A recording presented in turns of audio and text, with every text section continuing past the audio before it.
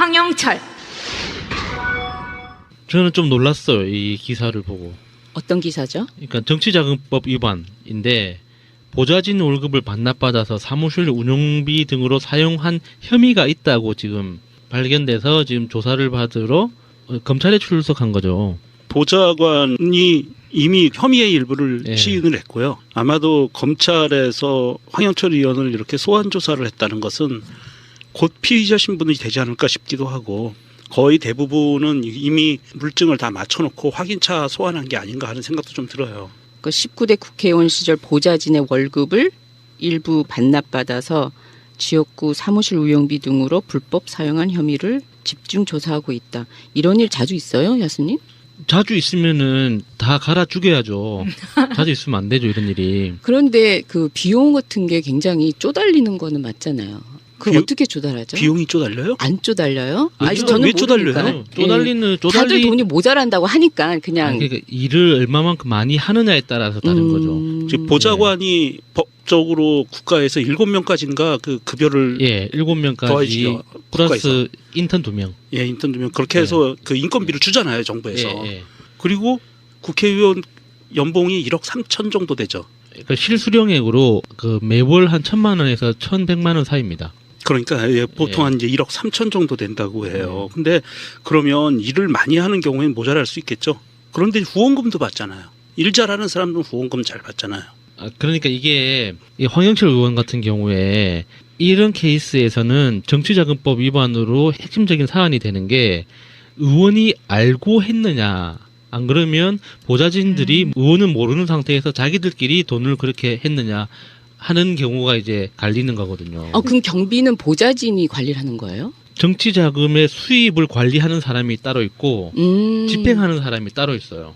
그렇죠. 예. 그 둘 다 이제 책임을 1차적으로 지게 되거든요. 네. 그런데 그 전체적인 자금 운영에 대해서 보좌진의 월급까지 뭐 삥땅 쳐가지고 이렇게 돌려서 쓰는 이거는 좀 극단적이거든요. 이런 경우는 좀 보기 드물어요. 그래서 이거를 만약에 의원이 알고도 묵인했다면 정말 심각한 거고요. 근데 모르고 할 수 없을 것 같아요. 근데 의원실마다 조직이 있어요.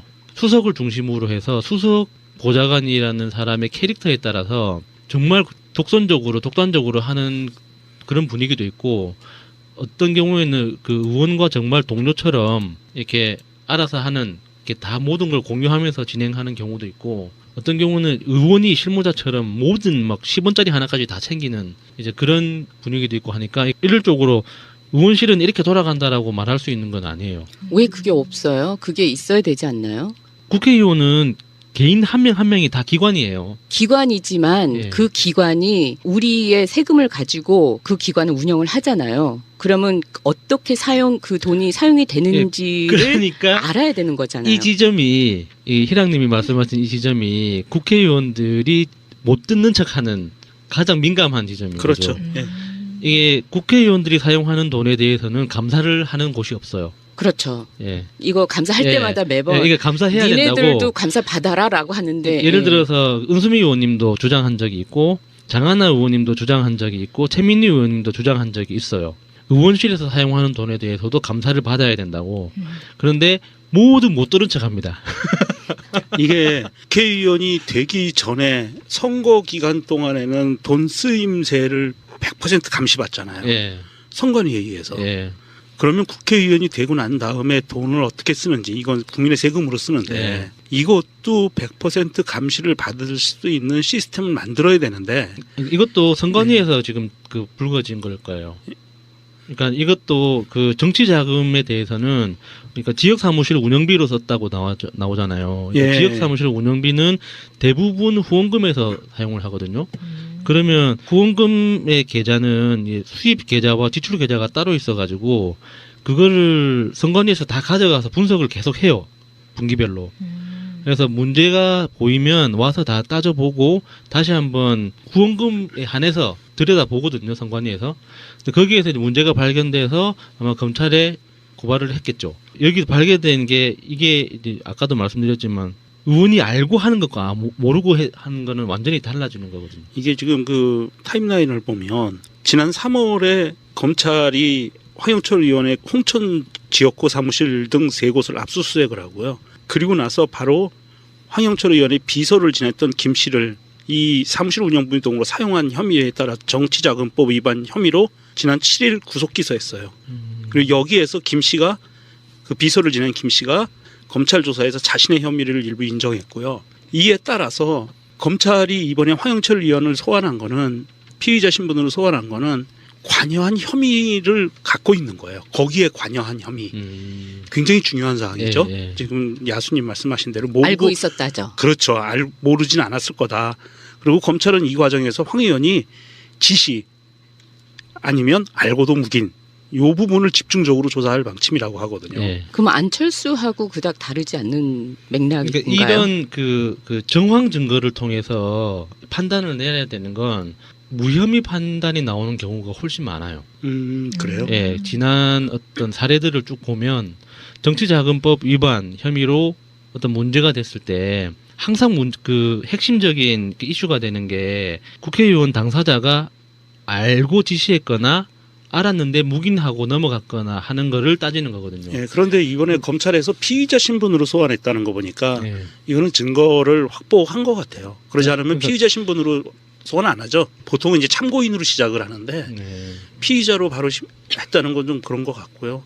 아니 도대체 국회의원들이 세비를 연봉 1억 3천 정도라고 알고 있고 뭐 보좌관들 다 네. 돈 나오는 거로 알고 있는데 왜 이렇게 궁한지 모르겠네요. 근데 국회의사당에 국회의원실들이 다 1인당 하나씩 다 있죠. 예, 있죠. 거기에다가 지역구의 사무실을 또 가지고 있는 거죠. 그거는 그렇죠. 후원금으로 마련해야 되는 거예요. 보통 후원금으로 예. 예. 그러면 자비로 하든지. 예. 그렇기 때문인 것 같아요. 왜냐하면 지금 보니까 국회의원의 연봉이 지금 1억 3천이라고 했잖아요. 거기에 기본급이 월 600이고요. 입법 활동비가 따로 월 300이 나옵니다. 예. 그리고 정근수당하고 명절 휴가비 등이 연간 1,400만 원이 나오고요. 여기에 관리 업무 수당이 따로 월 58만 원, 정액 급식비가 월 13만 원. 예. 이렇게 해서 1억 3천이 되는 거예요. 예. 근데 여기에다가 유류비하고 차량 유지비는 별도로 지원을 받고요. 예. 항공기는 1등석, 오우, KTX, 선박은 전액 무료. 예. 오우 할만하네. 그리고 전화요금과 우편요금은 월 91만 원이 지원이 되고요. 보좌진 7명 운영비가 연 3억 8천만 원이 국고 지급이 됩니다. 그리고 국고 지원으로 연 2회 이상 해외 시찰이 보장이 되고요. 65세부터 사망 시까지 월 120만 원의 연금을 받습니다. 거기에 그 외에 돈으로 환산할 수 없는 특권이 많은데 예를 들어서 보험 가입할 때는 A등급으로 보험료가 가장 싸고요. 그게 그러니까 과거에 그런 게 있었는데 네. 그 19대 국회에서 이제 논란이 많았어요. 국회의원 특권에 대해서. 네. 그래서 몇 가지 날라간 게 있습니다. 그 중에 하나가 보험도 날라간 건가요? 아니요. 그 120만 원 연금. 120만 원 연금 날라갔어요? 예. 그때 그 예. 논란이 있었었잖아요. 예. 아니 그런데 지금 얼핏 들으면 이런 다 모든 혜택이 국회의원한테 주어지는 거잖아요. 네. 그 헌법기관한테 주어지는 거잖아요. 예. 그러면은 그걸 가지고 운행을 잘 하라고 하는 거잖아. 예. 근데 여기에 보좌관 운영비로 3억 8천이 나오기 때문에 네. 이 안에서 이제 쪼개서 써야 되는데 이거를 보좌관을 이 사람은 그럼 6명만 이게 7명. 들으시는 분들이 이제 오해하실 수 있는데 네. 그렇게 그 큰 돈이 이제 예를 들어서 보좌관 그 인건비로 3억 8천, 국회의원 인건비로 1억 3천 요 뭐 추가해가지고 뭐 한 5억 몇천에서 6억 정도가 이제 매년 집행이 되잖아요. 한 의원실 안에서. 네. 그러면 얼마? 그게 의원실로 지급되는 게 아니라 국회 사무처에서 별도로 관리를 합니다. 그러니까 의원이 실제로 돈을 만지는 게 아니에요. 그러면 여기 예. 리밋까지 딱 보좌진 운영비 같은 경우에는 3억 예. 8천을 제한으로 그 안에서 사용할 수 있다는 거죠. 대표적으로 이런 거예요. 고용인이 국회 사무처장이에요. 각각의 그 의원은 헌법에 의해서 별도로 그 신분 보장이 되는 거고 네. 거기에 딸려 있는 국회 보좌진들은 국회의원이 고용하는 게 아니라 국회의원이 국회 사무처에 요청해서 파견을 보내는 거예요. 그러니까 예, 이제 예. 이해가 되네. 예. 보좌관 월급에서 빼돌려가지고 썼다는 게 자기가 만질 수 없는 돈이니까 하여튼 국가에서 그렇게 바로 지급하니까 악랄하게 접근하면 그런 식으로도 쓸 수 있는데 기본적으로 보좌관들의 신분은 그렇게 이제 국회 사무처장한테 고용이 되는 거예요. 그래서 그 해고를 할 때도 예, 해고 요청을 하는 거죠. 그러니까 가족들 그 채용하고 하는 게 그게 비리가 될 수도 있고 하는 건 아니 근데 그래도 이해가 안 가요. 돈을 삥을 긁으면 어떻게 친다는 거예요? 돈은 의도만 있으면 아무리 복잡하게 해놔도 다 할 수 있어요. 그러니까 지금 황영철 의원의 경우에 문제가 된 거는 제가 추측컨대 보좌관한테 3억 8천 7명 했으면 나누면 연봉 6천만 원이 좀 안 되겠죠? 그 나누면. 급수마다 좀 다르니까요. 네, 뭐 그러니까 대략, 평균으로 네, 나눠버리면 대략, 예. 6천만 원 정도라고 네. 그러고 6천만 원을 국회 사무처에서 국가에서 지급을 해주는데 예. 그중에 뭐 한 1,000만 원 정도는 돌려받는 거지 국회의원이. 아 이게 그거 같은 거구나. 교수들이 프로젝트를 따가지고 조교들한테 돈을 마땅히 줘야 되는 걸 가지고 조교들 다시 반납하는. 그렇죠. 뭐 비슷한 예. 네, 이렇게 상상해보면 이렇게 했을 것 같아요. 월급을 줘. 그래서 이제 수석이 불러가지고 회의에 불러가지고 야 후원금 조금씩 내. 그렇지. 이렇게 하는 거죠. 예. 그러면 자기 명의로 후원금을 내는 건 안 되거든요. 안 되죠. 자기 네. 직원이. 그러니까 이제 그 가족 명의로. 예, 배우잖아 이제 어머니한테 이제 하면 용돈 주면서 용돈의 반띵은 저쪽으로 입금해 주세요. 이렇게 딱 하다가 주기적으로 똑같은 사람이 계속 그 입금을 하면 누가 봐도 의심스럽거든요. 왜냐면은 그 정치 자금은 10만 원까지만 맞아요. 세액 공제가 되고 10만 원이 넘어가면 그 소득 공제가 되잖아요. 네. 근데 똑같은 사람 이름으로 뭐 몇십만 원씩 매달 이렇게 들어온다는 건 누가 봐도 이상한 거거든요. 정치에 대해서 이렇게 큰 그 뭐 야망이나 알려져 있는 사람이 아닌 이상 크게 고액 후원을 하는 사람들은 한 번에 뭐 100만 원, 500만 원 해가지고 신분을 밝히고 후원을 한단 말이죠. 근데 한 개인이 매달 몇십만 원씩 주기적으로 이렇게 하면 누가 봐도 의심스러운 거죠. 그것보다 복잡한 방법으로 하면 얻는 이익보다 관리하는 비용이 더 커지니까 이렇게 가니까 너무 전문적인 것 같아요. 근데 이 황영철 의원이 이게 좀 심각한 게 황영철 의원이 100만 원 이상이죠.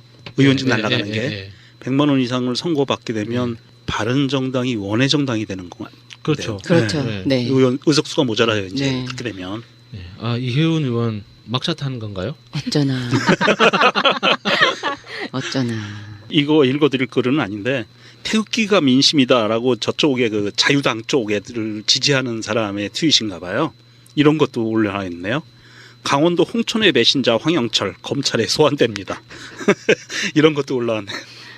저쪽으로 갈래다가 안 가가지고 비난을 엄청 많이 받고 있잖아요. 자, 그러면 황영철 얘기는 여기까지 하고 우리 두 번째. 일을 많이 하는 경우에는 모자랄 수 있겠죠. 그런데 후원금도 받잖아요. 일 잘하는 사람들은 후원금 잘 받잖아요.